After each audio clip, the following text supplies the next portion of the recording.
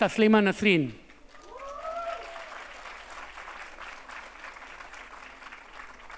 It is my great honor and privilege that we have today Taslima Nasrin with us for reasons that anyone in the subcontinent understands.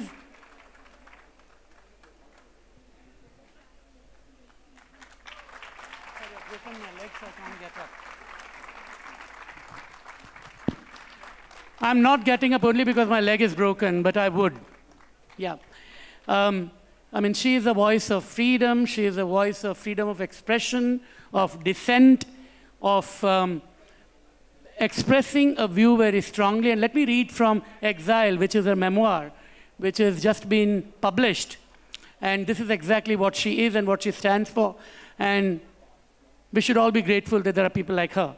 And here's what she says. As long as a woman is helpless and oppressed, as long as she is weak and in despair,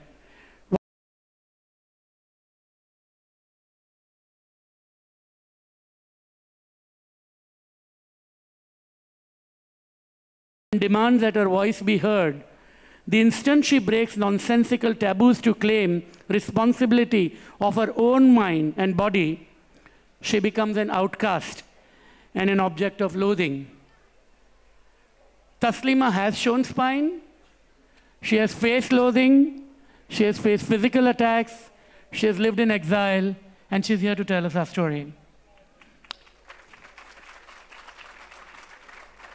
Thanks very much for being with us.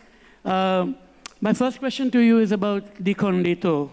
Why did it create such a furor? Why was it so unpopular? Why did it lead to your exile? Dikhondito was not at all unpopular. It was a very popular book. And but it led to the West Bengal government very angry with it. That's what I meant. It was in a best-selling list, and it's still selling very well. And it was banned by West Bengal government in 2003 because West Bengal government at that time, the chief minister, Buddhadev Bhattacharya, said that 25 writers and intellectuals came to him and said that this book could create kind of, make Muslim fanatics angry. So he banned the book. And actually, no Muslim asked for banning the book. It was Chief Minister Buddhadev Bhattacharya in 2003 decided to ban the book. Some of the writers were very unhappy after reading the book because in that book I described my sexual freedom. And, it was the third part of my autobiography. In the first part of my autobiography, I described how vulnerable, Amar Meyebala, how vulnerable I was when I was a child. Everybody liked that. And in the second part of my book, Utal Hawa, I described how I was oppressed and tortured by my husband and how I was forced to divorce him. Everybody liked that because as a woman, I was very vulnerable, very weak, and I was tortured, and I was oppressed. Everybody was sympathized with me. But when, in the third part of my autobiography, when I describe, I'm a very strong person. I decided for myself. I decide what I will do. It was me who decide what I will do with my body. Then they didn't like me anymore. Then they thought that I was a very bad person, As long as women are weak, or tortured, oppressed,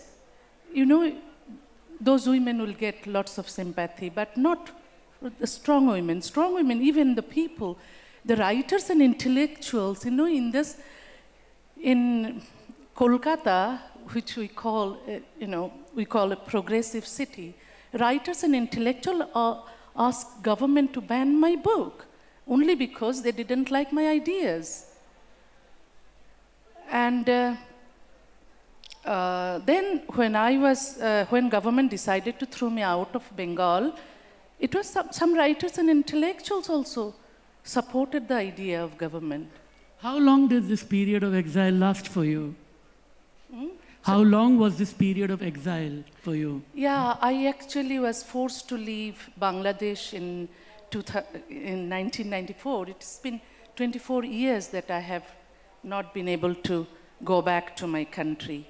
And I lived in the West, in Europe and America for quite a long time. And then I decided to come back to India at least because the door of my country was, closed for me. So I thought that I could live in Kolkata where I can speak my language and I can hear Bengali language. So I wanted to live in a Bengali environment. But after living, for 3.5 years, that I was forced to leave Bengal. I am a Bengali writer. I left everything. I'm a European citizen, but I left Europe for the Indian subcontinent, for Bengali environment, And now I'm not allowed to live in Bangladesh and also West Bengal, the two, East and West Bengal. I'm not allowed to live there. So I have to live some other countries or in other, not Bengali environment. Even I tried to, in Delhi, I'm living in Delhi. I wanted to rent an apartment in CR Park, that Bengali area. Chittaranjan Park, and, yes. Bengali people they said that they like my books, they like me, they like my ideas, but they will not be able to, rent out an apartment. Not for me. They don't want me to live in that area. Why? So I am abundant, I am, kind of outlaw. Everybody, is afraid of me as if that somebody would throw a bomb on me and they will be affected. So why do you like India so much? Why do you love India so much? You said that repeatedly in the book. It comes through your affection for the country. If I could live in my country, Bangladesh. But no Bangladesh government allows me to go back to my country. So India is the only alternative where I can get, I can feel at home. So in India, I don't feel like an outsider. I speak in one of the Indian languages. I write in Bengali, which is one of the Indian languages. And also, I have many readers here in India. I feel at home. Even though I am a citizen of one of the European countries, and I never feel at home there. Now, you said in the book that India has given me language, culture, and dreams, but it can easily rob me of my history and my home. How can India do that? How are you being robbed of your history and your home? Is it the political process around your residency permit? Is it the visa status? What is it that bothers you? I don't believe in the partition. So, always when I see that Bengal is divided only because, based on religion, and I don't believe in religion, and I do not think that Bengali people, should be divided. There's a political barbed wire, and religious. It's based on religion, which I cannot accept because still Bengali people, whatever their religions, Hindus and Buddhists, Muslims or Christians, all are Bengali. They speak Bengali and their cultures is this very secular Bengali culture.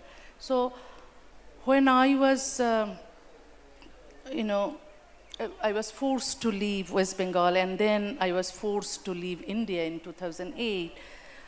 I felt like that I was again, I was forced to go into exile again. I never feel that India is not my home. I am a foreigner in India. So it was the same pain I had when I was forced to leave my country in 1994, the same pain I felt when I had to leave India in 2008. So, I want to, I just do not want to live here only because I feel at home. I want to do something while I am in India. You know, here women are oppressed. Many times we see that human rights are violated. So, and that the secularism that people practice are not true secularism. So I think that I can write about it. I can write about my views, and I can, you know, by reading my books, many women told me that they feel strength. They have now strength. They are more courageous than before. So I think that this is the best award that I get from women here in India, and also in Bangladesh, also in other countries, women told me the same thing.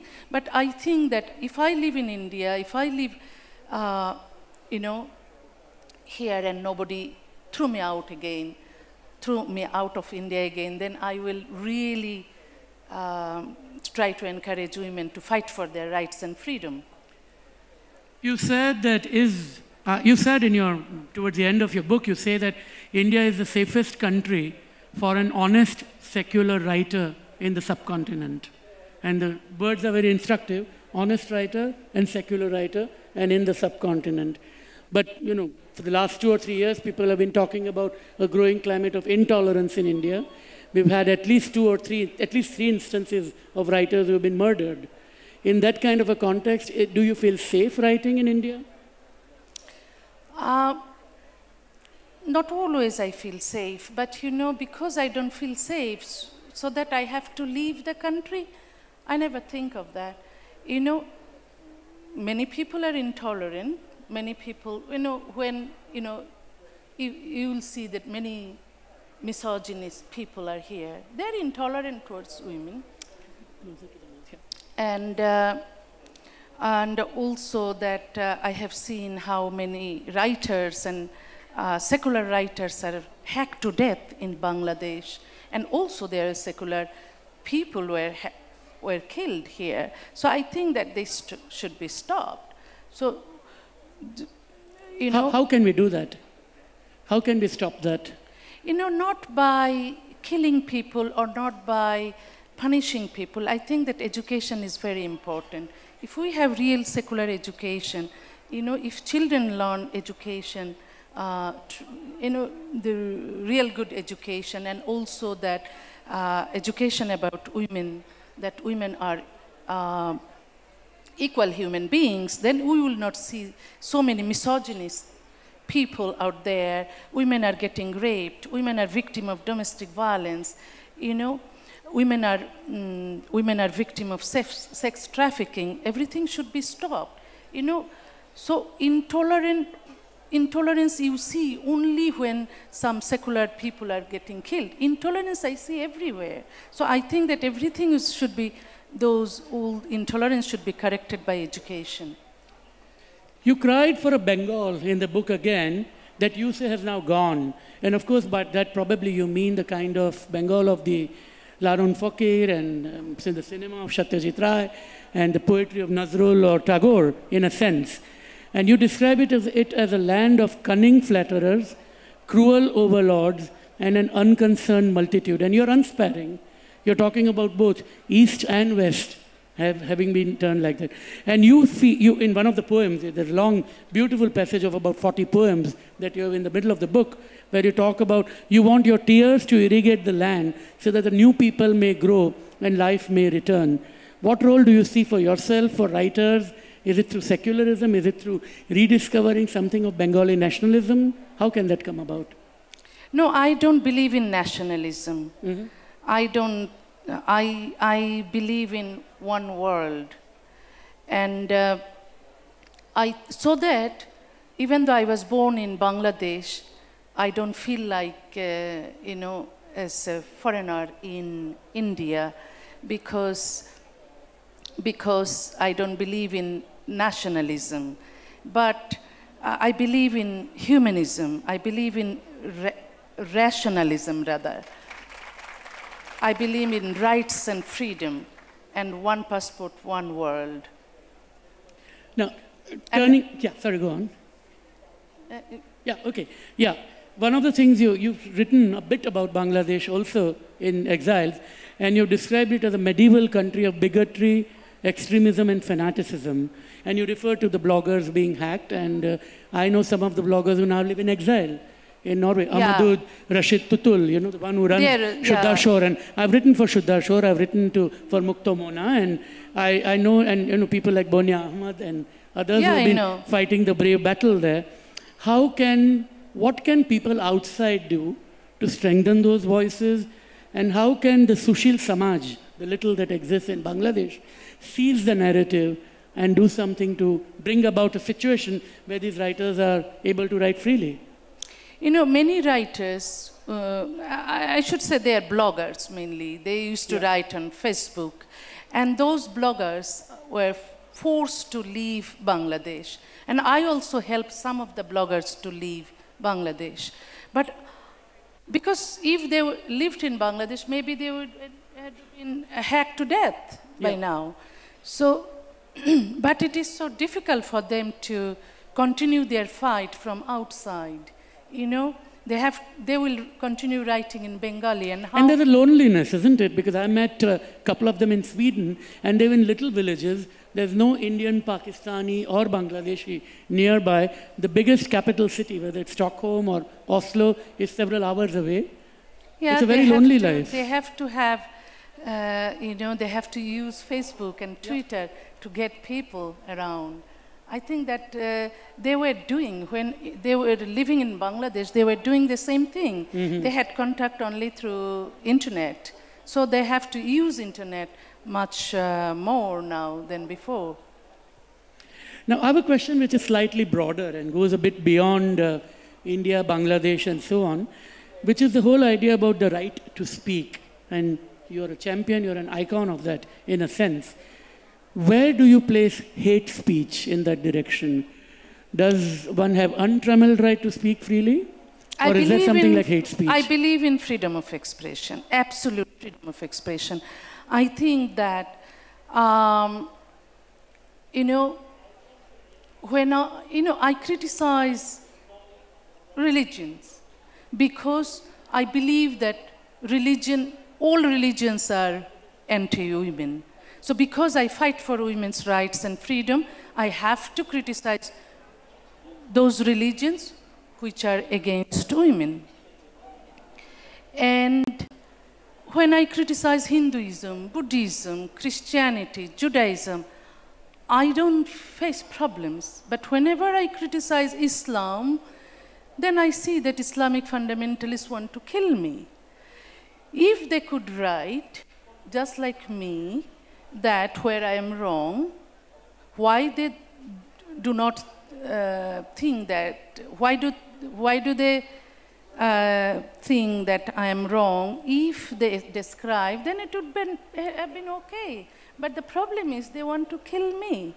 Not only me, whoever criticizes Islam, the Islamic fundamentalists want to kill them. I think that it is necessary for Islamic societies to, to be tolerant and to accept criticism, because without criticism of dogmas and religious fanaticism or religion, you will not have any progress. So many Muslims do not want any uniform civil code, but uniform civil code is urgently necessary for women's rights, because they don't want any criticism. Just in India, I can tell you, in West Bengal,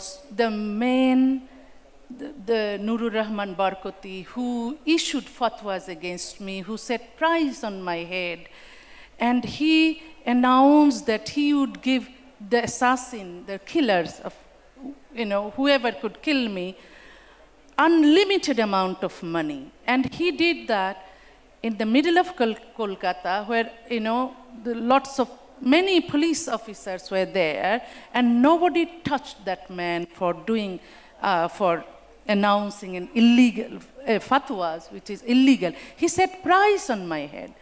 You know, and he was a very good friend of the previous government and very good friend of Mamata Banerjee, the current chief minister of West Bengal. How come a bigoted, a misogynist, a fatwabaz become so good friend of government? So, but we proudly say that this country is secular, the state is secular. What do you mean by secularism? Secularism means that you have to encourage Muslim fanatics who issue fatwas against people, who set price on writers. So I think the government should be changed. For Muslim votes, you throw secular writers out of your country, but you keep and you encourage Muslim fanatics who do not believe in democracy, who do not believe in human rights and women's rights, and who continuously issuing fatwas against people, setting price against people. So how come the people in Hyderabad who attacked me physically, I was attacked, I was the victim, and I got punishment. I had to leave the country. What did I do? I did not commit any crime, but it was me who was punished. And those people who attacked me physically, they didn't get punishment at all. I heard that Congress government was their ally and they were fine. So here, if the Muslim fanatics, whatever crime they commit, they will not get punished. Rather, victims should be punished. I think this law should be changed. You know, I am not, many people could think that I am for Hindu fanatics or, no, I am against all kind of fanaticism. And when I criticize Hindu fanaticism, many Hindus attacked me. Many right-wing people, Hindus, attacked me. So why, I don't know. You call yourself secular, but you don't see that when I get attacked by Hindu fanatics, you only see I get attacked by Muslim fanatics. And you blame me for criticizing religion. But you are allowed to criticize your religion, but why shouldn't we criticize Islam? Because you know very well, without criticism of Islam, we will not be able to make Islamic countries secular. It is impossible. We have to make the religion and state separate. If you think that you are allowed to do that because you are civilized and you actually put down Muslims, you think that Muslims are ignorant, Muslims are fanatics, Muslims are illiterate, Muslims will not be able to make their states or society secular. So you think that it is good to have Muslim personal laws, which actually are against women. You know, Hindu Shastra also do not give any freedom to women. In Bangladesh, Hindu people are living, under no modern laws. They are suffering. Hindu women do not have any right to divorce their husbands, any right to have any property of their fathers. In India, you changed that law. You have now modern law that Hindu women are getting equal rights. But you do not want that for Muslim women. Is it a democracy? No, you're right in pointing out. So why shouldn't Muslim women have the same democratic rights? Some fanatics do not want because they have selfish reason. But why you, Indian secular people, do not want to have uniform civil code? No, you're right in pointing out that there is a discrepancy here, there's a dichotomy here, and there is clearly a kind of selective choice of tools with which people are. So I don't call those people true secular people. I call myself true secular person because I am against all kinds of fanaticism. And what that tells me is that writer's job is usually lonely. The writer is always holding up a mirror to the society and challenges the society to look at its own orthodoxies, which go across every religion. You pointed out Hindu issues here, but I also know of cases where Christian fundamentalists have started stopping films from being shown, from books from being published, and so on. So it's a generic problem, which probably goes down to what we were talking about yesterday, at the session, day before yesterday, about the laws that we have inherited from the British Raj, Section 295A, 155A, 124A, Article 19B, and so on. These are the laws that talk about placing reasonable restrictions. And that's what those laws should be abolished. Yes. In Bangladesh also, the government filed cases against me in Bangladesh on the charges of blasphemy, which is that 295A and 295B. Here also, the case was filed against me, and the book, the Kondito, was banned, that they used that 295A. I think these laws, those old British laws, which were created, I think, 150 years ago, even England doesn't have that laws. Absolutely. But this subcontinent has these laws which are used against freedom of expression. If it is a democratic country, their freedom of expression, we should, this country must have freedom of expression. Without freedom of expression, democracy has no meaning.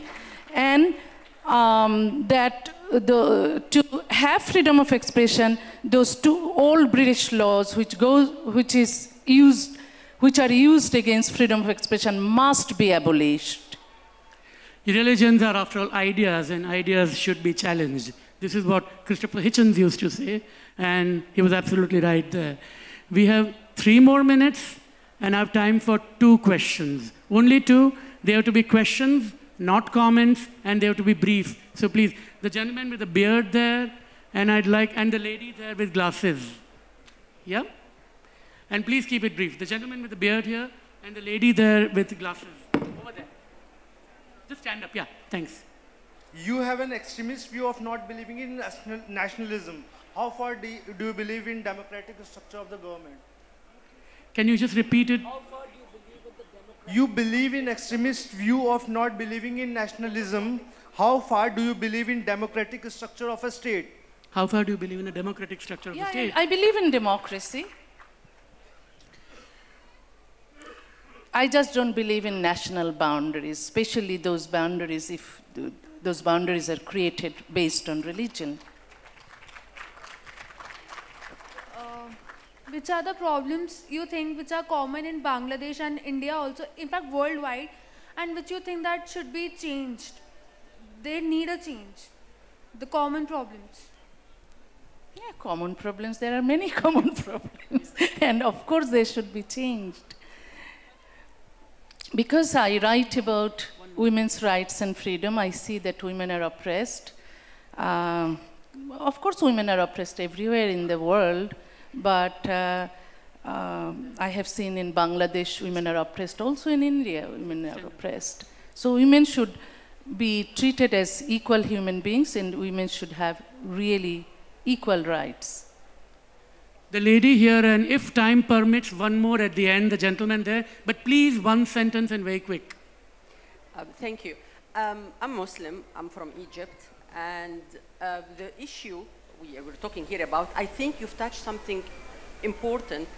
But I believe, from what we see in our countries, women are not oppressed, generally, and not Muslim. They're not oppressed. It's mainly the tradition. So my question to you, don't you think that when you touch somebody's beliefs, I mean, we're not talking here politics. I agree that you want of secularism, and this has to do with politics at the end of the day, because you want to change regimes and legislations in countries.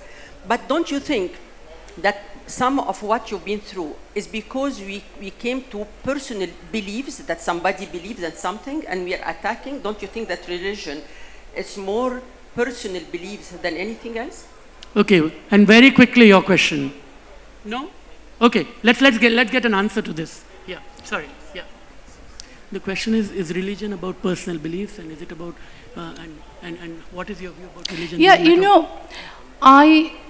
if you believe in religion, of course I will not be against you. You have all the right to believe in your religion or whatever religion you like. But I also have the right to not to believe in religion. But the problem is that state, society, and everybody respect the right of people to believe in religion, but they do not respect the right not to believe in religion. This is the problem. And what I think that everybody should have the right to believe in their religion, and it should be personal matter. State must not be religious. State must be separated, completely separated from religion. And law must not be, based on religion. So all laws must be based on equality and justice. Thank you very much. Khub dhanyabad, Taslima, that you've come here. Can I ask Salil, will you both come up for a photograph, for anybody who wishes to take a photograph? For us, this was a very important session. As you all know, it is our duty and responsibility to ensure all kinds of viewpoints are presented here at the Jaipur Literature Festival. We're often faced with criticism about allowing one side or the other side. Thank you for your support. We really appreciate it. Continue to fight to allow this platform to be a sacred space for all kinds of viewpoints to be presented. Thank you all very much. Thank you, Taslima. Thank you, Salil. And a big thank you to the Jaipur police who've continued to support us in every way. Thank you very much, the Jaipur police. Thank you.